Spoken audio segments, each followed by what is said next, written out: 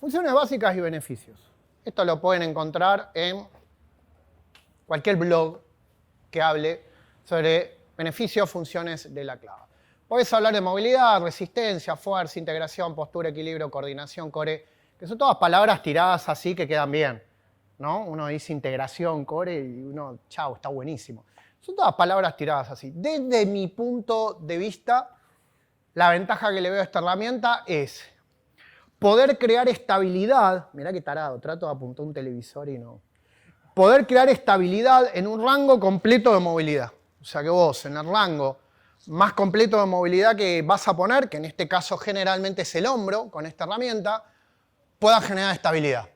¿Está claro? ¿Sí? Movilidad con carga. La máxima movilidad que puedas con carga.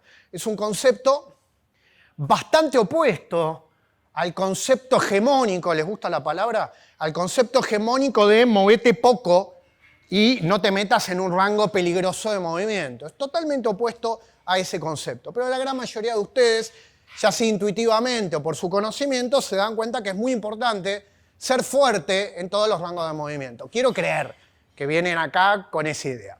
Muy bien. Básicamente todo el sistema tiene muchas cosas, pero básicamente lo que vamos a ver hoy es todo lo que vos hagas anterior a vos, a tu cuerpo, y todo lo que vos hagas posterior a vos, ¿sí? Yo, porque me gusta relacionar todo con todo, entiendo que poder mantener la capacidad de expresarte en un plano que se encuentra por delante tuyo tiene que ver con poder conservar esa capacidad de nutrirte. Que vos me decís, ¿y qué me importa? Está bien, ahora no te importa, a los 80 años te va a importar si no podés llevarte la mano a la boca o no podés bajar un paquete de yerba o no podés agarrar una mandarina de un árbol. Y todo lo que tenga que ver con los círculos posteriores tiene que ver con la autonomía. ¿Tá? Que vos no seas un tipo decrépito, pobre, que no puede rascarse, que no puede limpiarse, que no puede tocarse por detrás, ¿sí? Entonces todo lo que sea anterior, yo lo relaciono mucho con poder mantener esa autonomía de la nutrición, y todo lo que sea posterior, poder mantener esa autonomía de la autonomía, ¿sí? De poder valerte por vos mismo, ¿ok? Igual esta es una relación que hago yo, vos podés hacer la relación que quieras. Esta es la filmina más importante. ¿Se ve o no se ve nada? Yo estoy hablando como un loco, ¿no? Bien, esta es la filmina más importante. ¿Por qué? Porque van a ver que todo el mundo hace diferente. ¿Y está bien o está mal que todo el mundo haga diferente? No, son diferentes expresiones para cumplir diferentes funciones, ¿sí? Entonces tenemos que establecer bien las diferentes maneras en que uno se puede expresar cuando trabaja con esta herramienta. Porque acorde a eso vos vas a poder cumplir una función o no cumplir ninguna función. Entonces vos te vas a encontrar con estilos, con clavas muy pesadas. ¿Se llega a ver esto? Con clavas muy demencialmente pesadas, estilos más bien de fuerza. Te vas a encontrar estilos con clavas muy livianas, estilos solo de movilidad. Te vas a encontrar con mazos pesados, te vas a encontrar con sistemas más modernos que buscan incorporar todos los planos de movimiento, como el que se está mostrando en el dibujo. Te vas a encontrar con sistemas en donde el entrenamiento de la clava está estrictamente relacionado con el arte marcial. Te vas a encontrar sistemas como lo que vamos a ver hoy, que es lo que hago yo. Te vas a encontrar con sistemas de competencia y te vas a encontrar con sistemas híbridos que mezclan todo. ¿Estamos de acuerdo? Entonces vos ya sabés que no hay una sola manera de hacer esto, pero tenés que tener bien en claro cómo hacerlo para cumplir diferentes funciones o llegar a diferentes funciones.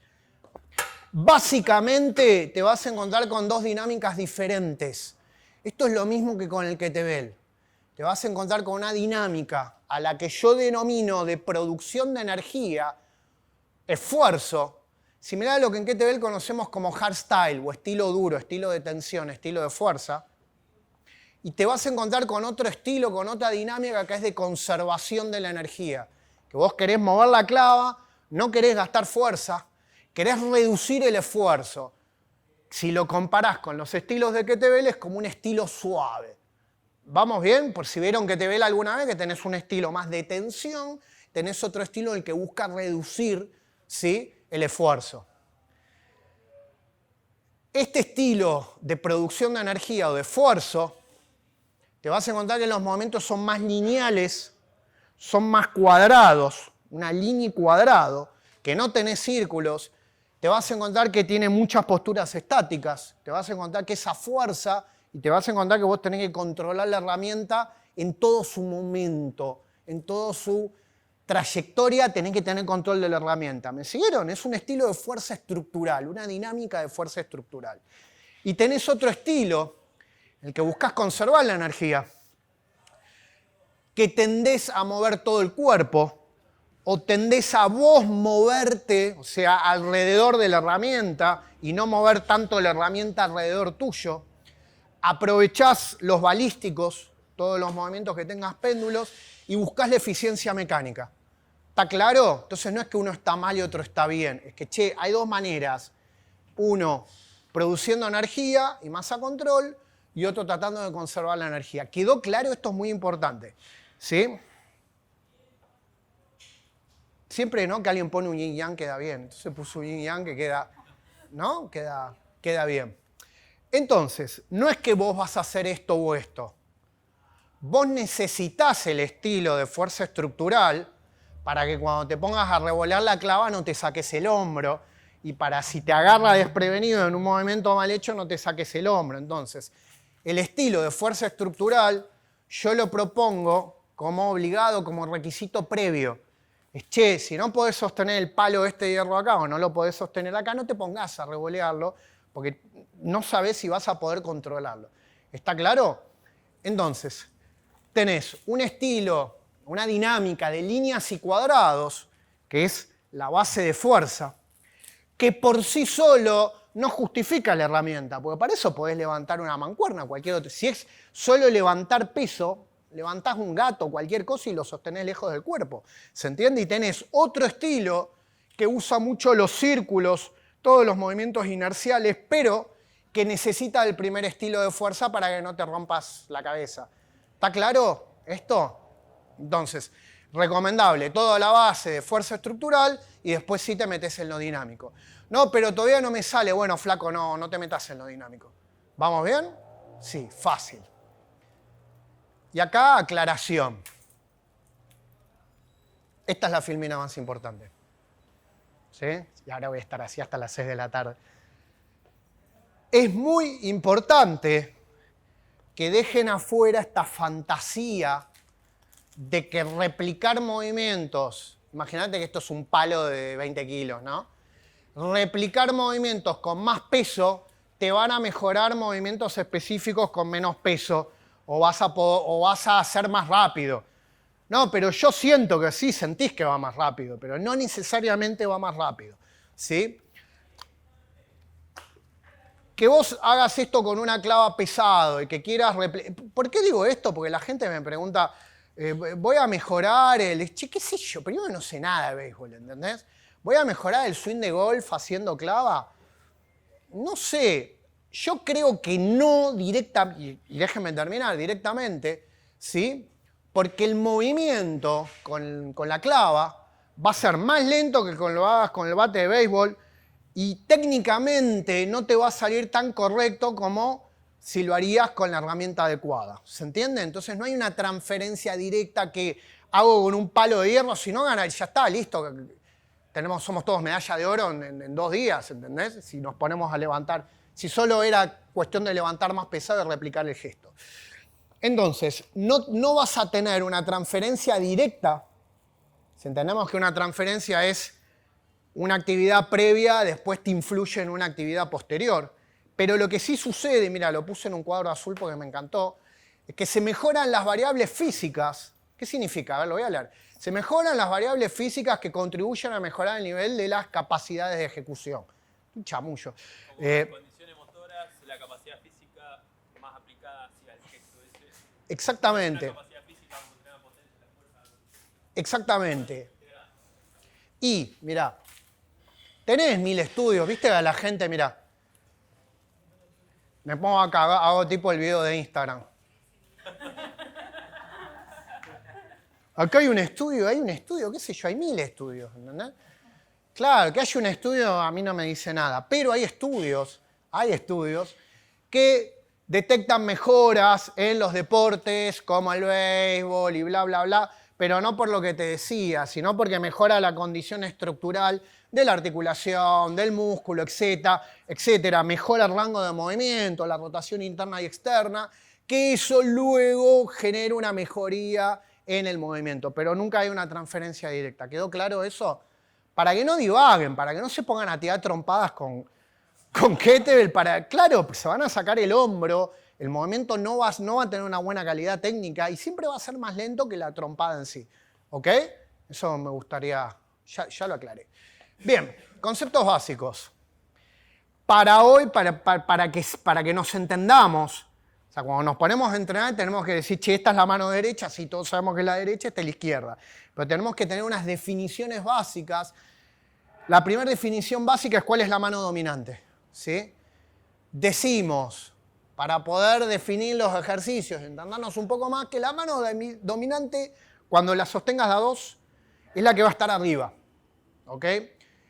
En la gran mayoría de los movimientos es la dominante, vos sentís, y en algunos otros vas a sentir que es la de abajo. ¿Quedó claro? Para no decir algo hegemónico. Va a parecer de no, yo siento que la mano de abajo está bien. Vos sentís, pero en general la mano de arriba para el estilo que vamos a ver hoy es la dominante. Y nos sirve a nosotros definir qué, si esta es mi mano dominante. Definir lo que es hacia la línea media o lo que es hacia el costado. Para que si no es un quilombo, cuando empezamos a decir ejercicios a la derecha, a la izquierda, ahí, pero si cambio de mano, no, bueno, a la derecha ya es otro movimiento. Nos sirve a nosotros para definir, che, la clava va a ir, si divido el cuerpo en dos, hacia la línea media, lo vamos a llamar medial.